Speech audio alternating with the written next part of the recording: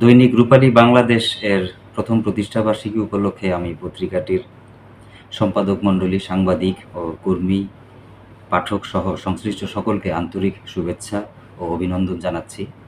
তথ্য প্রযুক্তির এই যুগে একটি দায়িত্বশীল ও নীতিনিষ্ঠ সংবাদ মাধ্যম সমাজে স্বচ্ছতা, জবাবদিহিতা ও সচেতনতা প্রতিষ্ঠায় গুরুত্বপূর্ণ ভূমিকা রাখে।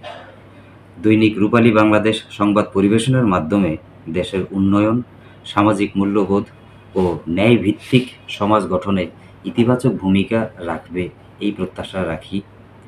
আশা করি আগামীতেও পত্রিকাটি বস্তুনিষ্ঠ সংবাদ পরিবেশন ও সৃজনশীল সাংবাদিকতার মাধ্যমে জনগণের আস্থা অর্জন করে দেশের সার্বিক উন্নয়নে কার্যকর ভূমিকা পালন করবে। দৈনিক রূপালী বাংলাদেশের উত্তরোত্তর সাফল্য ও দীর্ঘায়ু কামনা করছি। দৈনিক রূপালী বাংলাদেশ, মুক্ত চিন্তার দুরন্ত প্রকাশ।